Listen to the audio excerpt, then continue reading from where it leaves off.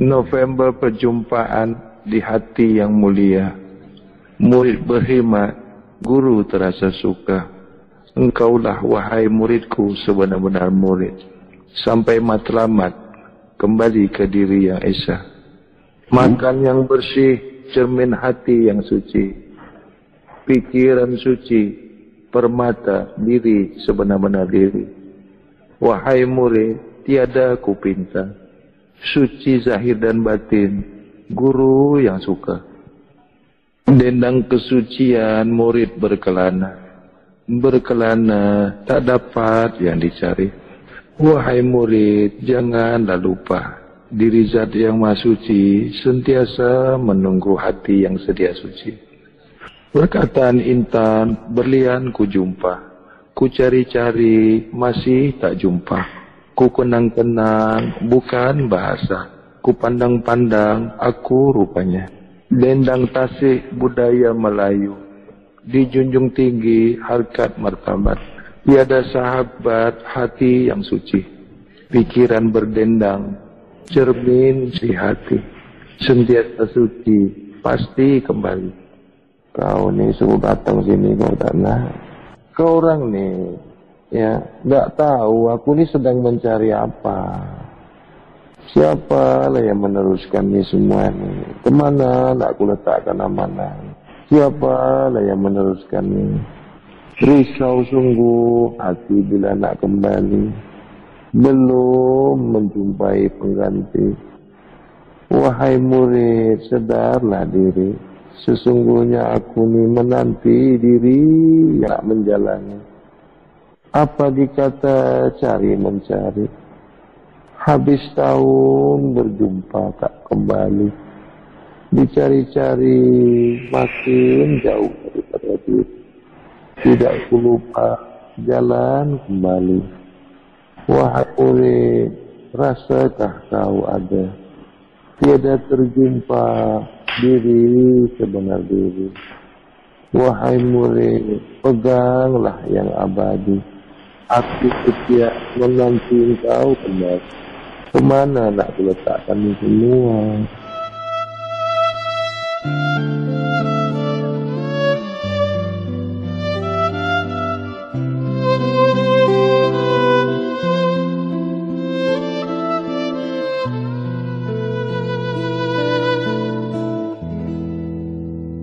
Assalamualaikum ya Tuan Guru yang dimuliakan, aman minallah Muhammad aminullah akhirat. Tuan Guru, saya selalu pergi mana-mana, kadang-kadang saya mendengar orang mengatakan kita ni hidup sekali, mati sekali.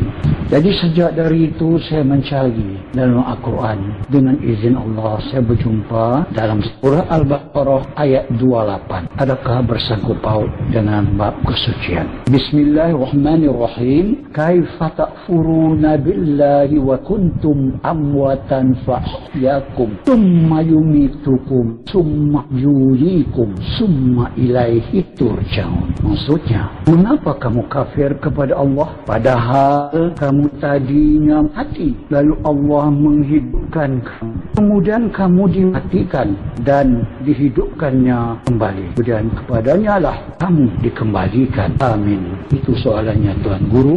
Belum jelas ayat itu kan? Macam itu belum jelas. Semacam itu bunyinya.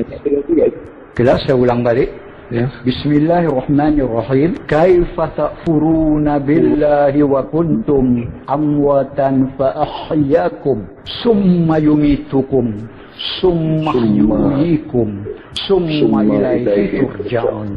Mengapa kamu kafir kepada Allah padahal kamu tadinya mati, lalu Allah menghidupkan kamu, kemudian kamu dimatikan dan Dia hidupkannya kembali, kemudian kepadanya Allah kamu dikembalikan. Amin. Maksudnya yang dibaca itu belum jelas lagi kah? Bukan saya minta diulang bacaannya. Macam itu bunyinya masih belum jelas lagi kah? Tadi dikatakan satu kali mati, satu kali hidup. Itu dua kali itu. Dijumpai mati, dihidupkan, dimatikan, dihidupkan lagi. Tadi kata satu. Mana dia bunyinya yang hidup satu kali, mati satu kali itu mana? Dua kali. Mati dihidupkan, lalu dimatikan, lalu dihidupkan kembali. Allah adalah tempat sebaik-baik kembali. Mana yang dikatakan satu kali hidup? Inilah yang mengatakan, yang menceritakan hidup satu kali mati. Paham Tuan Guru? Masih. Ya. Aku dah elok-elok dengar tadi. Dengan izin Allah, aku terjumpa di dalam Al-Quran. Dengan izin Allah, aku pun pasang telinga sekali surah Al-Baqarah. Tahu aku. Ayat 28 itu maksudnya dulunya kau ini tiada, diadakan, lalu diminta persaksian. Apabila kau tidak mau mensucikan diri kamu, maka kau dimatikan, lalu dihidupkan lagi, diminta pertanggungjawabkan. Nah, setelah itu ada mizan, karena aku inilah penguasa, aku inilah yang berkuasa atas diri kamu. Maksudnya kembali kau itu esok kepada aku. Tapi kalau dikatakan kembali, bermakna Tuhan itu bertempat. Yang hidup itu dijadikan dari yang hidup. Yang mati itu dijadikan dari yang mati. Tidak ada yang mati itu dijadikan dari yang hidup. Tidak ada yang hidup dijadikan dari tempat yang mati. Itu tidak logik. Diminta pertanggungjawaban. Hubungannya dengan yang disampaikan Pak Wahab tadi mana? Yang hidup satu kali mati satu kali tadi. Kiralah tuh. Summa yuhyikum, summa yuhyitukum, summa ilaihi turja'un. 3 kali dari bacaannya saja itu sudah berulang itu. Summa yuhyikum, summa yuhyikum, summa yuhyitukum, summa yuhyi ilaihi, summa yuhyi ilaihi turja'un.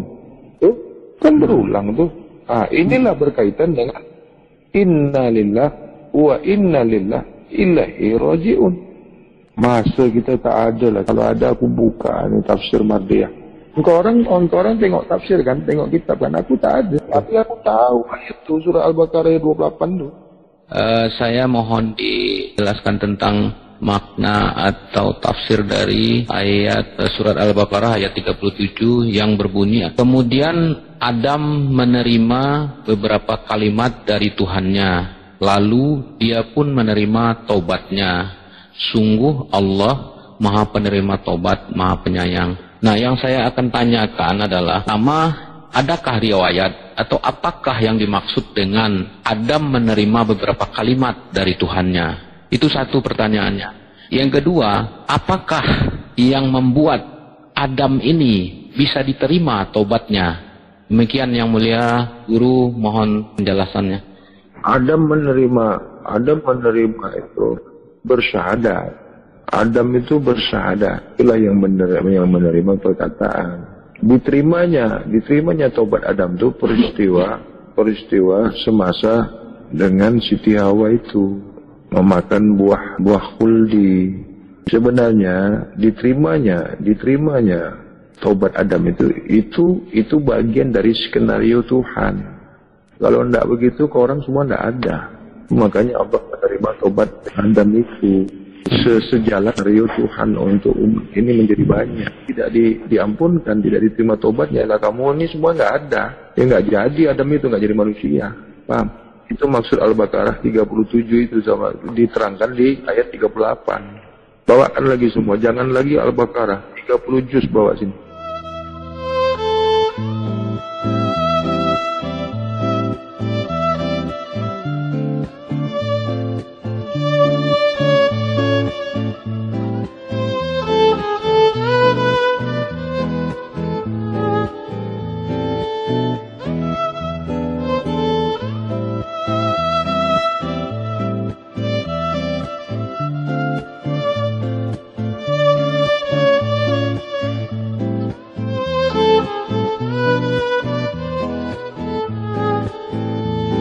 Tujuh surga, 7 neraka, 7 hari, 7 alam barzah, 7 lapis bumi, 7 sifat yang hadir yang nyata pada diri zahir anak Adam, 7 asma pada diri anak Adam, 7 afal nyata pada diri Adam, 7 kenyataan sifat diri rahasia yang zahir kepada diri anak Adam, 7 zat yang zahir nyata pada diri anak Adam.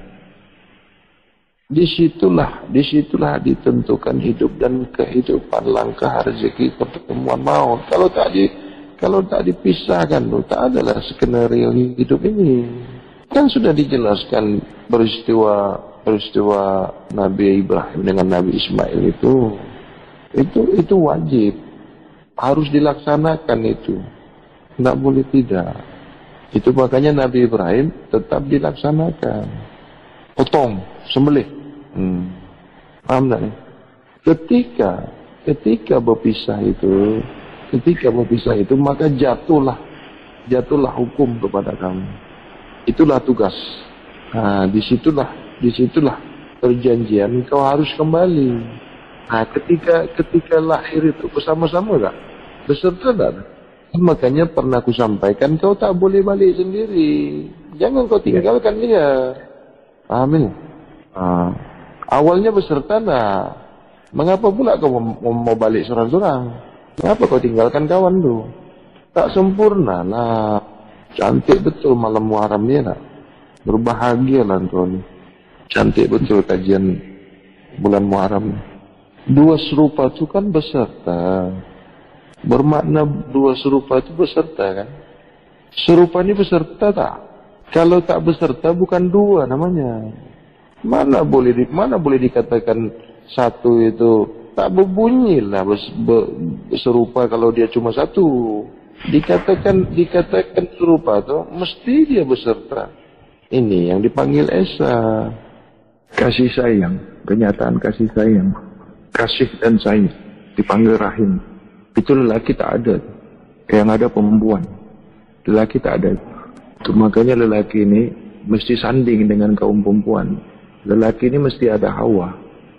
Dapatnya sayang tu mesti sanding dengan perempuan. Kalau tak jumpa sayang. Dipanggil rahim. Namanya alam kasih sayang.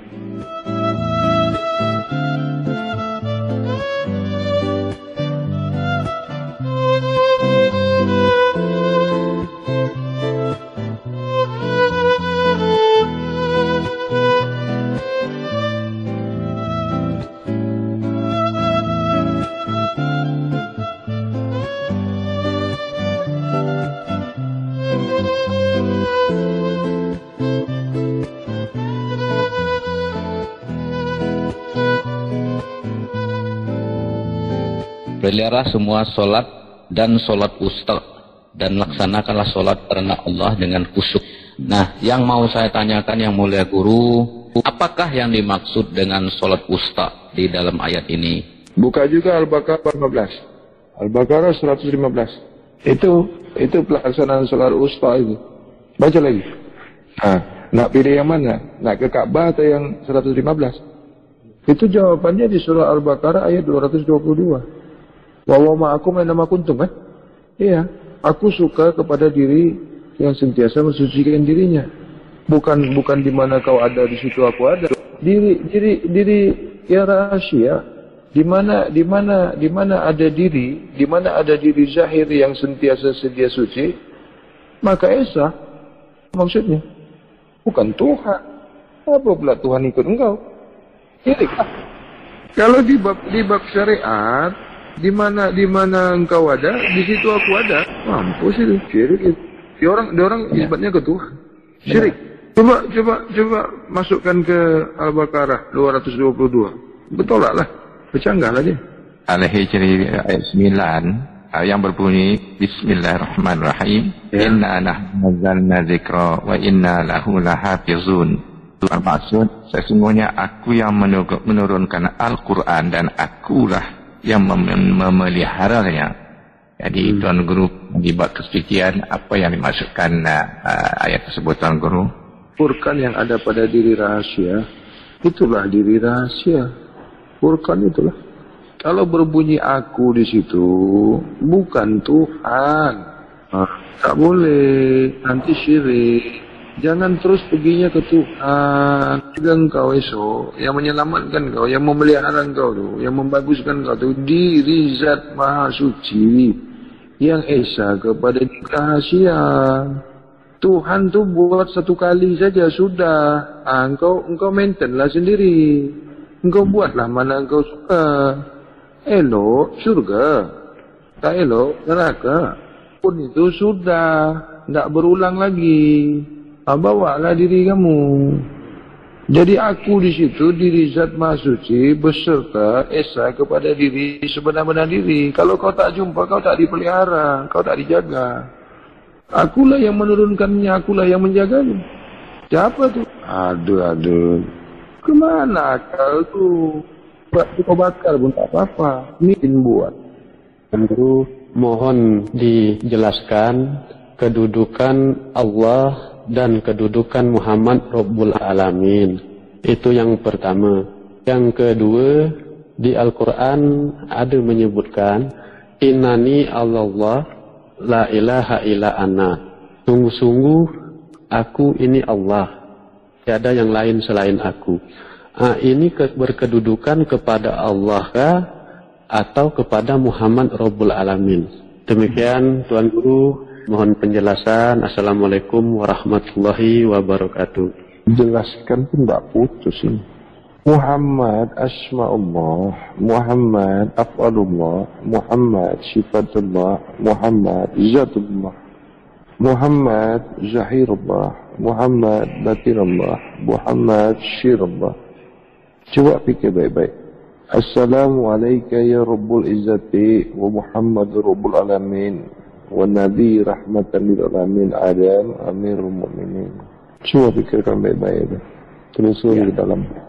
Apabila kau isbatkan Muhammad itu adalah Tuhan, syirik, jatuhnya syirik. Nah, bagaimana supaya jangan syirik itu?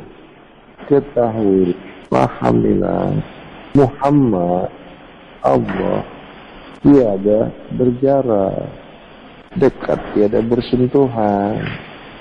Itu makanya sebutannya Muhammad Rabbul Alamin. Jadi dijelaskan lagi, innallaha wal malaikata yusholluna 'alan nabi ya ayyuhalladzina amanu sallu 'alaihi wa sallimu taslima. Jelas di sini dia menerangkan asma'nya sendiri. Itu yang dikatakan Allah. Jadi aku nak menjelaskannya macam mana ini? Macam mana keadaan begini nih, nak membukanya ini macam mana? Ini kau harus paham betul, harus dapat kedudukannya ini. Kalau ku jawab Muhammad Allah itu Esa, engkau tak berfikir. Besok murid kau tanya dengan kau begitu juga kau jawab Esa habis. Gimana kepahamannya? Tak duduk dia sama kau itu. Sebut Muhammad itu terpanggil Allah. Menyembah Muhammad itu tersembah Allah. Kalau macam ini kan makin pening kau. Nanti kau kata menyembah Muhammad pula. Ini kalau tak ku dudukkan di dada kau tu, tak pernah dapat kau ni. Kalau tak ku tanam di dada kau tu, terbalik-balik kau tu bisa. Ujung-ujungnya nanti syirik. Kalau ku cakap menyembah Muhammad itu tersembah Allah, kata kau Muhammad yang disembah kan? Apa pula Muhammad yang disembah pula? Menyembah Muhammad itu menyembah Muhammad. Siapa yang menyembah? Muhammad. Kata kau Muhammad yang disembah kan? Tengok tuh bahasanya tuh begitu tuh.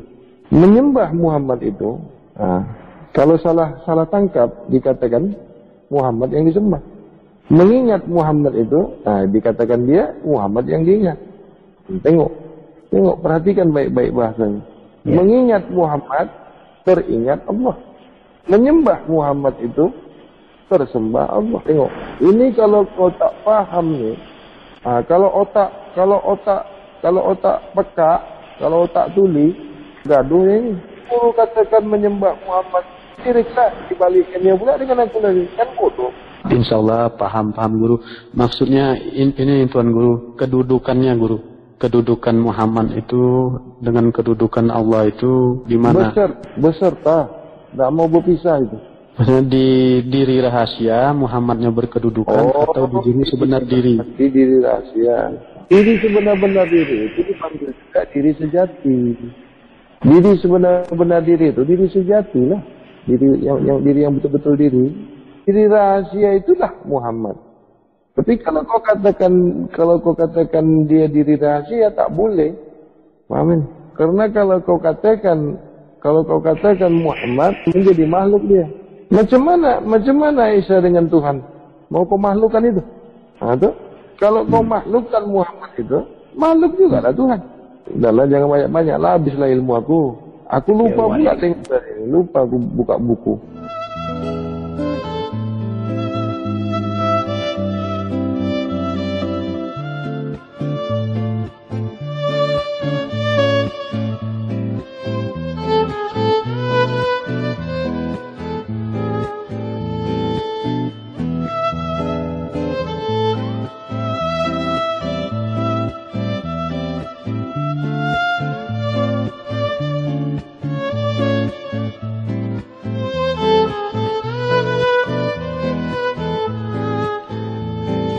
Ada pula yang mengatakan lagi, kalau gitu Muhammad itu Rabbul Alamin lah katanya. Nah, tengok. Dari mana kau cakap macam itu? Guru cakap Muhammad Rabbul Alamin. Tak ditanyanya mengapa dibunyikan Muhammad Rabbul Alamin. Beserta kata kau pula, kau tafsirkan pula Muhammad itu Tuhan. Jadi kau, mengapa kau tukar pula Tuhan jadi Muhammad? Muhammad jadi Tuhan pula. Yang bodoh lagi itu. Tapi guru sebut Muhammad Rabbul Alamin. Nah, kerana kau tak faham, kau dengar guru cakap macam itu, kau ikut juga. Kau tak faham, kau tak tahu kedudukannya. Di situ telah terselipnya ilmu itu. Faham ni? Ketika kau menyembah aku, kau tak boleh makhluk. Ketika kau mengingat aku, kau tak boleh makhluk. Ketika kau esa kepadaku, kau tak boleh makhluk. Aku tak mau dengan makhluk. Aku tak mau makhluk mengetahui aku. Aku tak mau makhluk mengingati aku. Faham kau? Pas dalam licin ini. Yang esa kepada Tuhan makhluk kah? Ketika kau di rahimku, ketika kau dalam genggapanku, maka kita esa, kita beserta. Maka zahirlah kita bersama-sama. Tapi ingat, kau akan kutinggalkan. Inilah yang dikatakan kau kumatikan. Kan dipotong kau tu. Itulah surah Al-Baqarah yang disebutkan ubawa kau. Kan disembelih kan? Dipotong kan? Itulah kita berpisah. Kalau tak jumpa kau aku, binasa kau. Tentu kan harus aku juga yang ambil kau kembali kan? Apa syaratnya? Ini kalau kau pegang, ya, subhanallah. Ada yang nak macam ini? Ada yang nak? Di waktu potong, disembeli, dipisahkan tadi, kalau digambar, dipoto itu yang bentuk macam gilingan cabai itu. Di situ kan sebenarnya ada satu lagi yang kecil macam batu gilingan kalau kami bilang itu. Nah, jadi yang besar gilingan cabai itu, apakah itu diri sebenar diri, apakah yang kecil semacam batu gilingan itu diri rahasia. Soalnya pada saat di usia kejadian bayi umur 120 hari, itu yang berbentuk seperti batu gilingan cabai itu, dia ikut hilang. Nah, kira-kira apa itu, Tuan Guru? Hati-hati ini. Inilah yang ku khawatirkan ini. Inilah yang ku khawatirkan. Tidak begitu, Wan. Hati-hati, Wan. Yang kau lihat itu bungkusnya, itu bukan isinya. Awas itu. Nanti silat. Yang hilang itu bungkusnya berarti, Tuan Guru? Iyalah. Aku menjelaskannya itu supaya mengambil paham. Dengan gambar begitu, bukan begitu bentuknya. Paham, Tuan Guru. Ya macam kau itulah. Ya, siap. Daging-daging berantakan ini. Buruk kali kau.